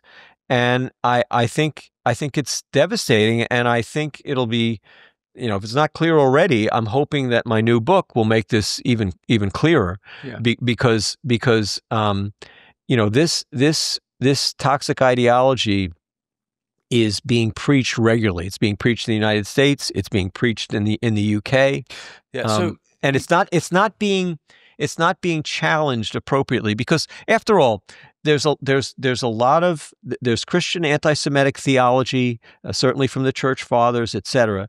But there was a formal process that we went through. Now you can argue it was too late. It's still an ongoing process, but there's a Vatican II Nostra Aetate process. It's a serious process. It's still happening, and it's very straightforward. It's acknowledging, for example, the worst, the deicide allegation, yep, and saying that no, we reject this. This is not the proper interpretation. And it was an interesting effort because, and these are the differences too, Winston. I always thought that this was purely a byproduct of the Holocaust. In other words, this whole effort for Vatican II began after the Holocaust, after World War II. I was wrong. It actually started before World War II, spontaneously by French clerics of all people, French Catholic clerics. It was obviously catalyzed after World War II, but there was a French Jewish historian, Jules Isaac, who was wounded at Verdun. He was a national hero. He put together the secondary school textbooks on history for French students. So he was very respected. He lost half his family in the Holocaust. He became aware of this movement that had already about 10 years in process. And he interacted with them and ultimately joined with them and said, look, I understand as a Jew, and that it's no different for you as Christians, that the word, it can't be changed, but all the Church Fathers' interpretations and commentaries, those are all clearly man-made. Those can be challenged. But the word can't be changed, isn't the biblical scripture? Exactly. But what in this biblical scripture was anti-Semitic? Okay, that's a good point. They were very specific about allusions to deicide, etc. that were in the scriptures, but it's allusions, right? It's allusions. Not explicit. You're right. And so illusions is all in the sort of eye of the beholder, so to speak. Exactly. But the church fathers, many of whom were virulently anti-Semitic, and it was a product of their age, had elaborated, and people like Luther, et cetera, had elaborated, and they said, well, that we can challenge. That's man-made. There's no question about that being man-made. And so that was their approach. And Isaac met with this group of priests with 2 successive popes, and that was really the seed that became Vatican II Nostra Aetate. But you're right. I mean, it's more elusive. Look, some people would argue that, oh, it's not all that elusive. It doesn't matter. What amplified it were the commentaries. Well, that's exactly. I think actually it's more explicit in the Quran. But regardless, when you go through an exercise, to say the least, it's more explicit. Yeah, it's absolutely. When orders of magnitude. It's not explicit anywhere in the Christian scripture. No, I don't believe you have that. To really. I don't believe that. But there was a concerted effort to do that, to weaponize it, and it was by very important figures in the history of Christianity.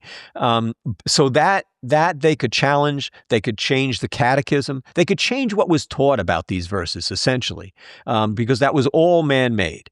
But you're right. You could say that the primary source material was not as toxic. What I'm saying is that you have a deeper problem with Islam because the primary source material is pretty bad on its own, or very bad, I would argue, on its own.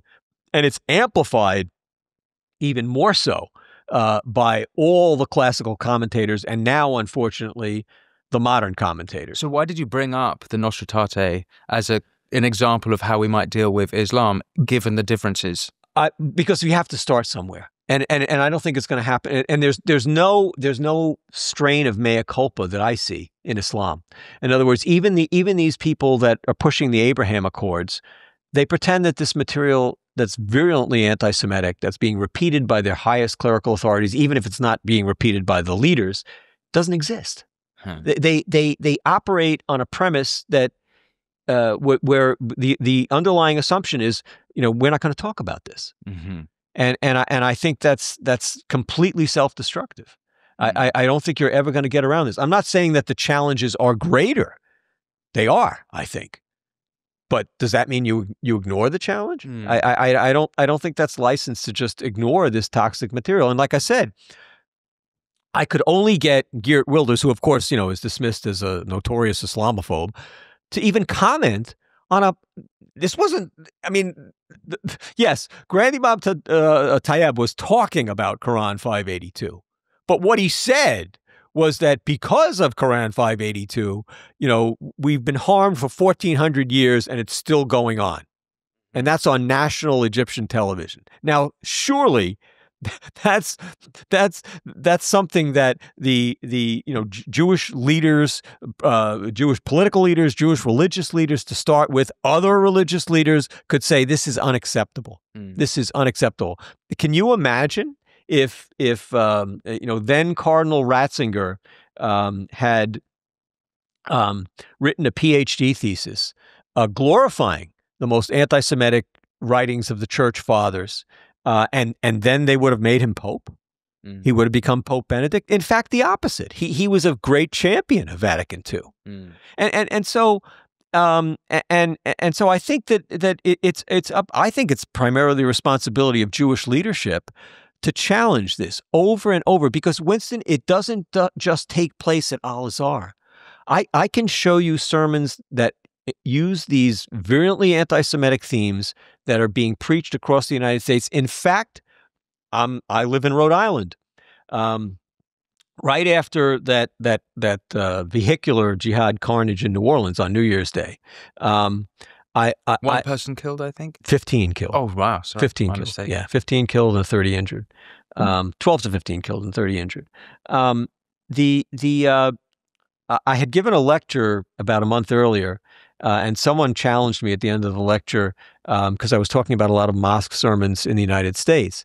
And this was a talk given in Rhode Island, and someone, it was actually a very good question.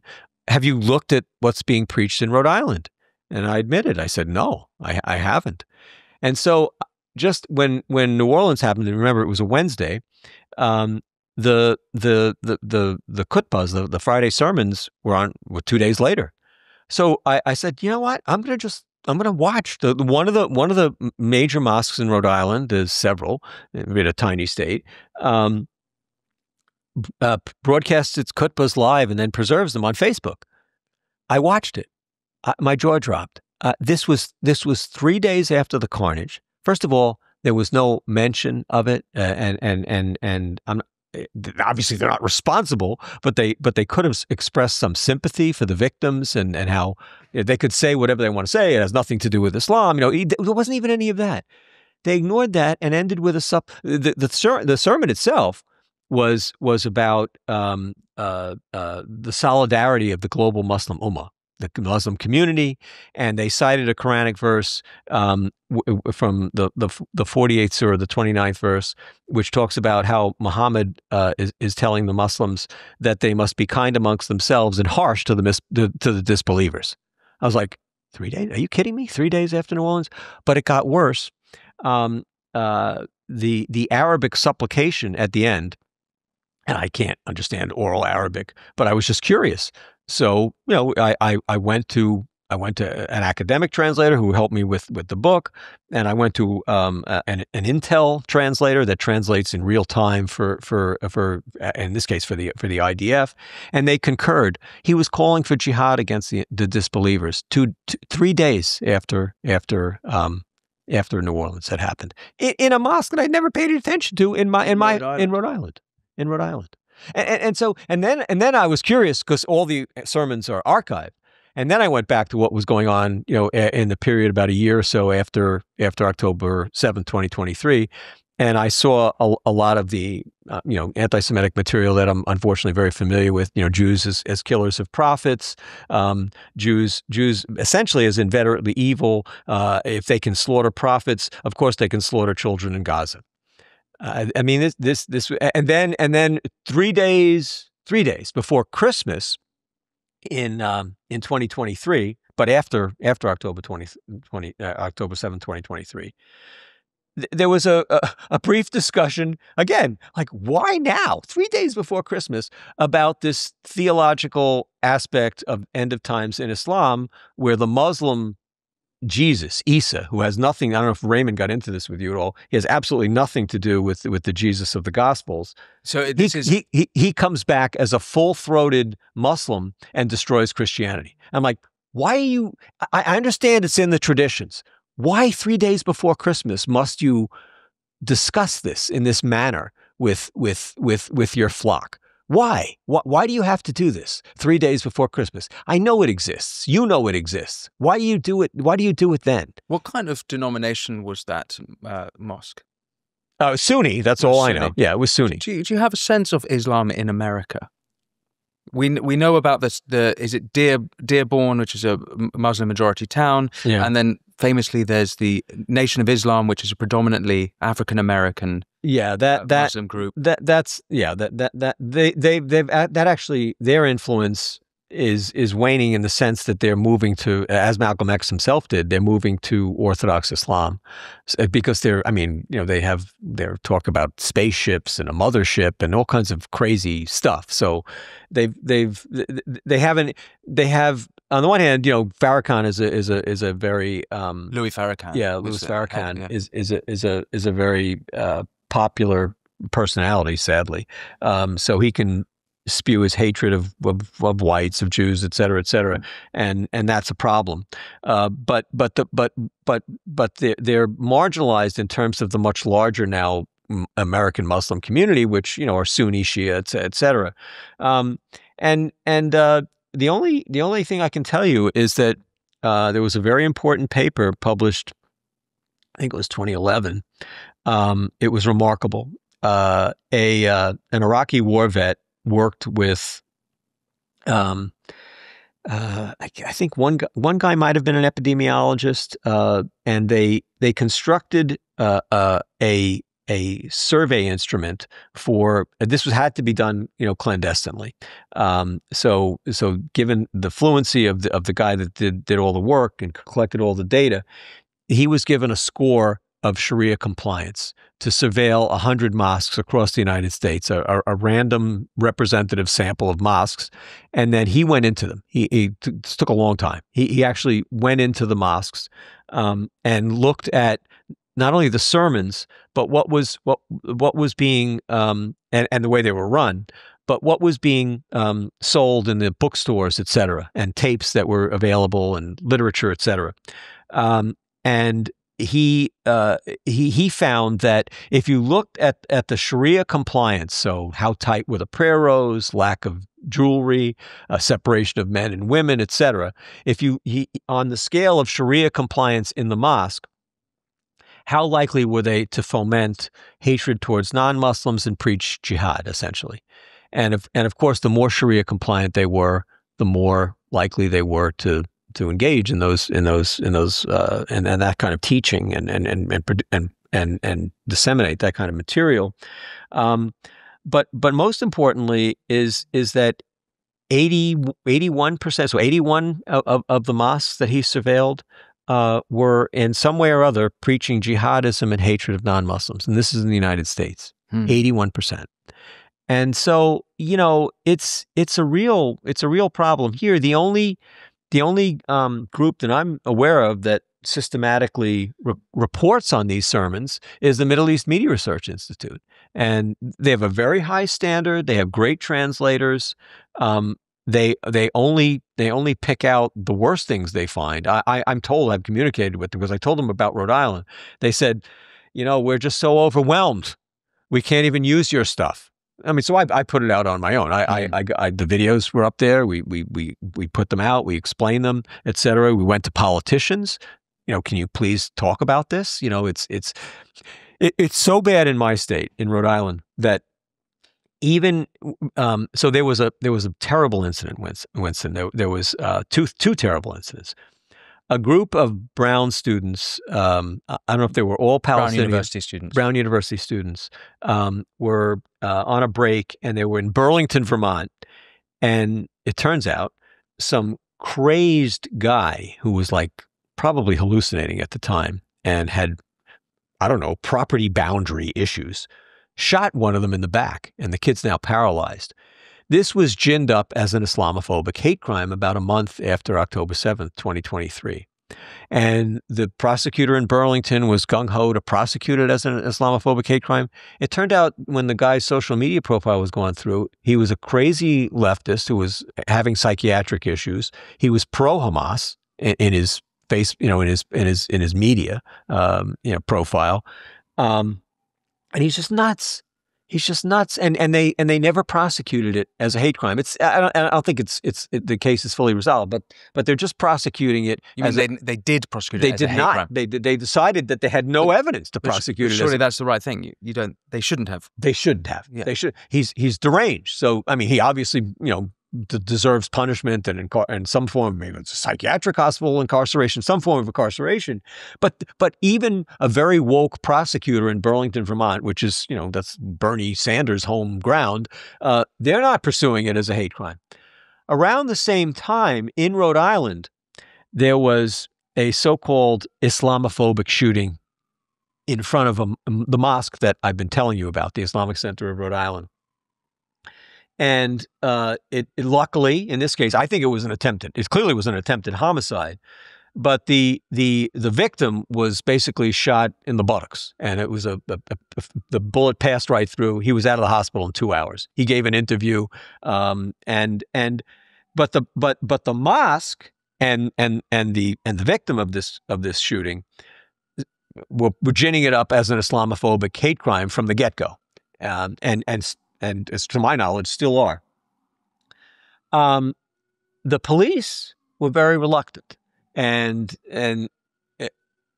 I wound up getting the police record because I was just curious. It was pushed by the press. It was pushed. There was a resolution the shooting itself took place, I believe, November 17th, 2023. By early February, and so you have the shooting in front of the mosque, and you have this horrific crime in Burlington, Vermont, but it involved Rhode Islanders. And they were about a week apart. I think the shooting in front of the mosque was about a week before the shooting that took place in Burlington. The shooting in front of the mosque was a mosque in Providence, Rhode Island. The other one was Burlington, Vermont. And so these Democratic House reps, one of whom I know is Jewish, they saw fit to put out an anti-Islamophobia resolution, which cited both these crimes as Islamophobic hate crimes. So let me tell you about the mosque shooting in more detail. The one in Burlington, again, deranged leftists, maybe had issues with people, God knows what, could have been hallucinating, horrible crime. Victim is a paraplegic now, horrible, but not Islamophobic hate crime, and not being prosecuted as such. In the mosque shooting, this is where it got really interesting. So eventually, I got the police record. It turns out the only suspect is a Muslim. The only suspect not only is a Muslim, he's a recidivist criminal. The victim, including gun violations and drugs, the victim, who was a victim in this case, but is not not the most redeeming citizen. He somehow he was sentenced to 20 years in prison for not only distributing drugs, but manufacturing them, like class 1 and class 2 drugs, like fentanyl, et cetera, et cetera. Was he also a Muslim? Muslim, yeah, oh yeah. And somehow he got off after just serving 5 years in prison. So the investigating officer, who's a member of the Joint Terrorism Task Force, tracked me down one day, actually left a note in my mailbox, and he was concerned for my safety, as he explained, because and he told me to get the police report. He couldn't, and so it became clear that both the shooter and the victim were Muslims. Both had long criminal records, and the mosque itself has many, many prison converts to Islam that attend that mosque. And so the police officer was concerned about my safety. And the problem with the case, it's sort of a semi-cold case now, because the car, they have the cell phone, relevant cell phone was destroyed. The car they can't find that the perp was driving, but they're convinced, and the only suspect is a Muslim who is currently serving other sentences, and there is the Fifth Amendment against self-incrimination in the United States. So neither the recidivist criminal victim in this case nor the likely shooter have any motivation to come clean about this, and that's where it sits. So I uncovered all this, Winston, and I went back to the same local, and I didn't go to I think I might have gone to 1 or 2 national reporters, all of whom were screaming. I mean, this was in the UK Guardian about it being an Islamophobic shooting too. And I was like, did you guys ever get the police report? Did the Guardian ever retract? No, no one has retracted. No one has retracted. Not the local, not the like CNN, not the Guardian overseas. Shock horror. The mainstream progressive media. The Daily Mail reported it. The Daily Mail reported it too. We did with some colleagues, because it was a lawyer and I that got the materials, and with some other advocates in New York, in Rhode Island, we did a local like Zoom press conference about this when we had all our ducks in a row. Crickets, nothing, no response. Now they can't. Apparently, you can only rescind the resolution within 24 hours. But anytime they want, the House representatives can get up on the floor and say, "I think we made a mistake. Neither one of these crimes were Islamophobic," and that should be reassuring to the community. Yeah, they do have an obligation to say that. So. Dr. Bostom, I just wanted to pull together the main part of this conversation before we head over to our Substack for some extra questions. We've talked, obviously, not only about anti-Semitism in the scripture, but also about the realities of anti-Semitism today across the world. And we've talked about jihad and some of the history, quite a broad scope of the history of jihad. And I wondered if we might sort of tie it together with what jihad looks like today. And I think I was really struck by October 7th and October 8th in London. I was face to face with, and there's plenty of videos of this, of celebrations about what had happened. People praying on their knees towards Mecca outside the Israel embassy, flares going up, rejoicing, saying Allah Akbar. And it seems to, I don't know if this is technically jihad, but it certainly is. Oh, it is. Clearly, you think that is jihad? Oh, absolutely. Yeah. So I just kind of wanted to tie this all together with jihad today and where you see the West, particularly in the West. That's kind of what I'm interested in. What is jihad in the West in 2025? Yeah, I think it is what you witnessed. I mean, that's the celebration of the active kinetic jihad and the brutal, the atrocities that were committed, the murders, the rape, etc. And by the way, you know, that was horrific what took place on October 7th. But, you know, we have bloody, violent, mass murderous jihad that's going on in sub-Saharan Africa against Christian populations. We saw a horrible outbreak against Hindus in Bangladesh, against the Hindu minority in Bangladesh. So it's not just the, you know, it to a certain extent, the jihad against the Jews of Israel is you know, theologically at least the mother of all jihads at this point. But there's jihadist activity you know, in other areas that shouldn't be neglected and shouldn't be minimized because it's just as horrific and tragic. But I think in terms of you know, Western Europe and the United States, you know, you're seeing what I think is appropriately referred to as a cultural jihad, as an Islamization process, certainly that is not being perpetuated, it was not being furthered by violent means, by political means, by social means, by immigration and demographic increase in these populations, and that is something I don't blame the Muslims at all for that. I blame the host societies that are not pushing back against this, that are not having candid discussions, even in the aftermath of 9/11. In the aftermath of 9/11, Islam has proliferated in the United States in terms of mosques, in terms of immigration, and I think a lot of it has to do with the fact that you know, as I mentioned at the beginning or near the beginning, you know, it starts in the academy. There's this whitewashing of Islam. There's this sanctification of Islam, and that has now filtered out to not so much elementary, but certainly middle schools and high schools. So kids come to college, they're already indoctrinated. I remember, Winston, that, you know, I grew up in New York. I grew up in Queens, and there's a very it's merit-based examination called the New York State Regents exams, which both my wife and I took, and we got Regents scholarships, and we went to schools in New York State.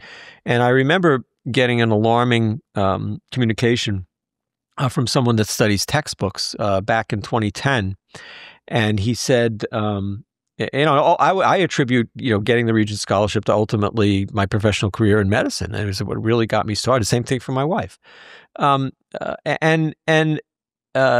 this person who studies textbooks said that, you know, you've got to take a look at the Regents exam, and also he had the teacher's guideline for grading the exam in history, and how I read the materials and how Islam was treated versus Christianity, how Islamic imperialism was treated versus the Western colonial enterprise in the Americas, in both North and South America. was just pure apologetic for Islam and very negative and full of condemnation for atrocities, etc. Not that they didn't occur, but it was so unbalanced. And moreover, the kids, the students, had to repeat that line of I'd say indoctrination to get a good grade and to go on and potentially get a scholarship on the basis of their performing well on the history regents. If they wanted to study something in the humanities, as to me, I was more interested in how I did on the science part or whatever. But I'm just saying that here was this motivation. It goes from the pedagogy to actual reward for scholarship. And it was just, I'm saying it was so unbalanced. Okay, fine. So if you're going to talk about the dark side of colonialism, what about the dark side of Islamic colonialism, Islamic imperialism, and slavery too? I mean, the only thing they discussed about slavery was actually rather benign under Islam. The worst unit of slavery in human history was under Islam. It was the only civilization that went out and orchiectomized others, not themselves. Chinese created their own units. Italians, whatever with the falsettos, etc. They didn't go out and prey upon other societies and make units out of them. I mean, in sub-Saharan Africa, the estimates are that 1 to 2 million children and adolescents died from the horrific, aptly called hideous trade. And there's there was no discussion of that. And you say benign as in it's taught as if it's benign.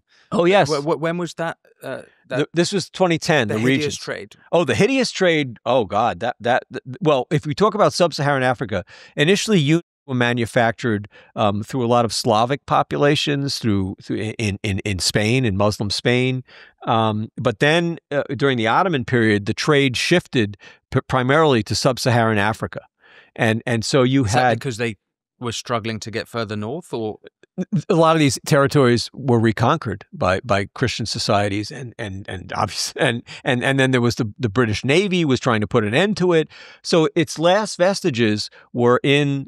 Was the Ottoman harems and some local Egyptian harems, but those were all being procured from sub-Saharan Africa. And I mean, I've read there are actually surgical descriptions of what was done and by European surgeons that witnessed some of this, and it's just absolutely barbaric. Do you have a sense of the numbers?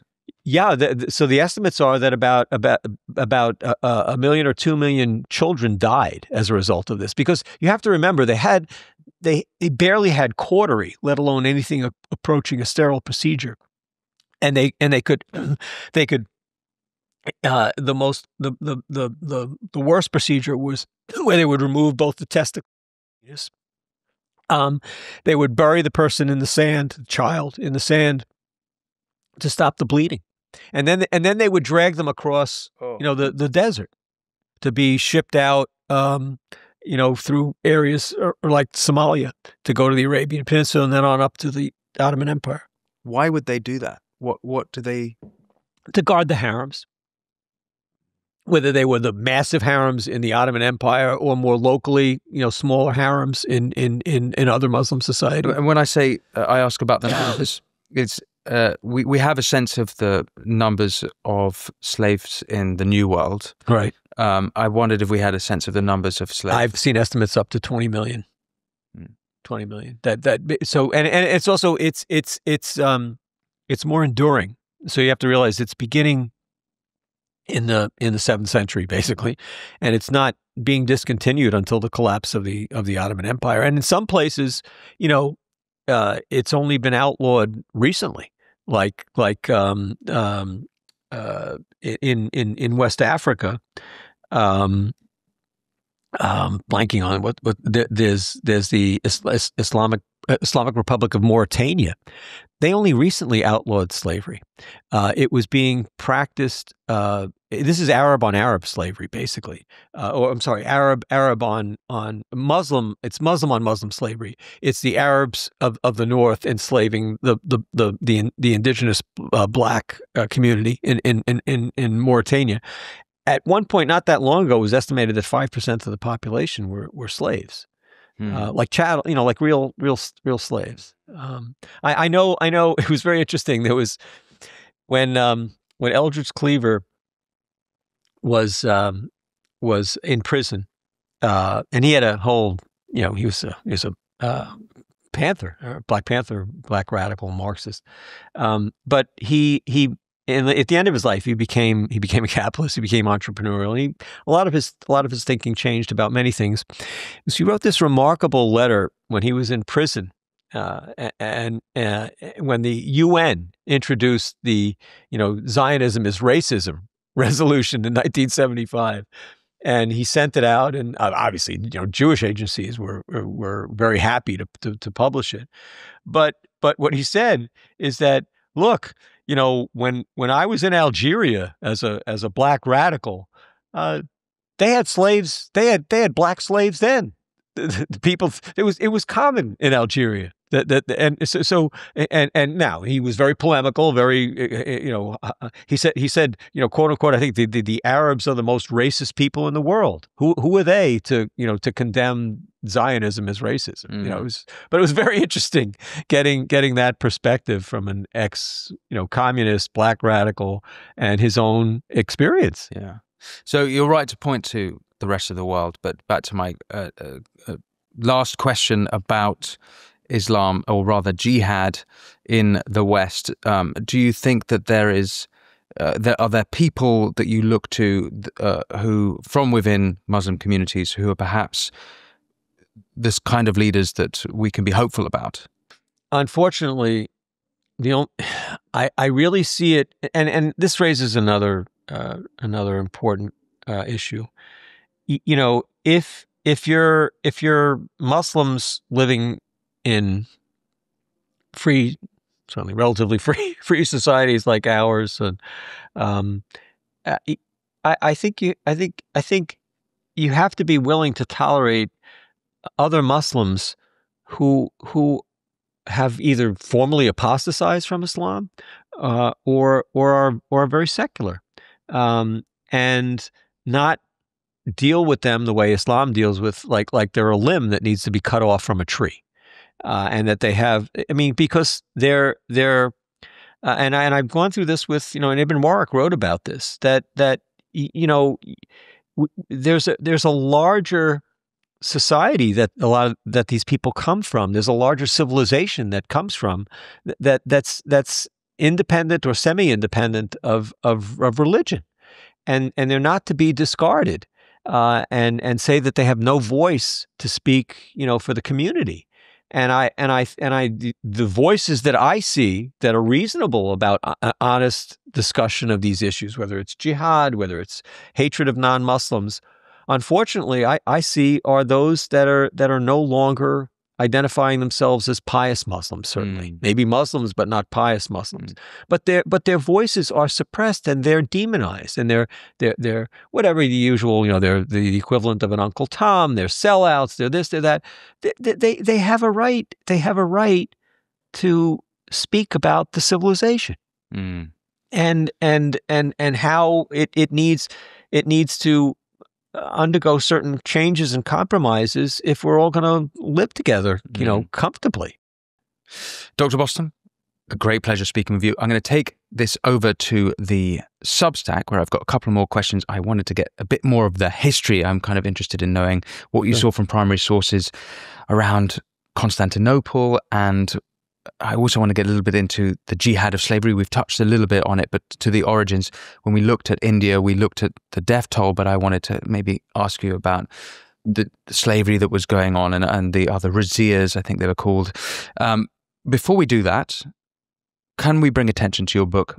This is The Legacy of Islamic Anti-Semitism, Legacy of Jihad. Is there anything else you'd like to bring viewers and listeners attention to? Yeah, unfortunately, the legacy of Islamic anti-Semitism is out of print. I'm trying to remedy that situation, hopefully over the next, few months, maybe next 6 months. And I have a new book that I hope will be out in November. I alluded to it briefly. It's a translation, the first time in English, of a 766-page Arabic PhD thesis, translates into English as The Jews and the Quran and the Traditions. And it was written by a major Quranic commentator, modern Quranic commentator, Muhammad Sayyid Tantawi, who also served for 14 years as the Grand Imam of Al-Azhar University. Uh-huh. And I'm writing a long introduction to it. And I think it's very important because, you can marginalize the Hamas covenant, but it's difficult to marginalize a work like this, which is coming from a major teaching institution and the papal equivalent head of that institution for 14 years. Wonderful. Andrew Bostom, thank you so much for speaking with me. It's been a great pleasure. You're also on social media, I point out. Yes, at mostly on Twitter, at Andrew Bostom. Let's head over to winstonmarshall.co.uk now for those extra questions.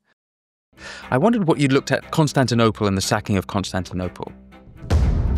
It was another jihad campaign. It allows all these things. It sanctions. It gives a religious imprimatur to slaughter. It goes all the way back to Muhammad himself, who was the prototype jihadist. What's so different about the Quran is that these are open-ended prescriptions. When you read in the Old Testament about these horrific conquests, they're circumscribed. They're not eternal. They're not something that's to be waged beyond those borders. Thank you for watching the Winston Marshall Show with Dr. Andrew Bostom. Head over to winstonmarshall.co.uk now for an extended conversation with Dr. Bostom, where we discussed Islam in the West, as well as what really happened at Constantinople, the sacking of Constantinople, as well as exploring jihadi slavery a little bit further. That's all at winstonmarshall.co.uk. Otherwise, until next time, be well.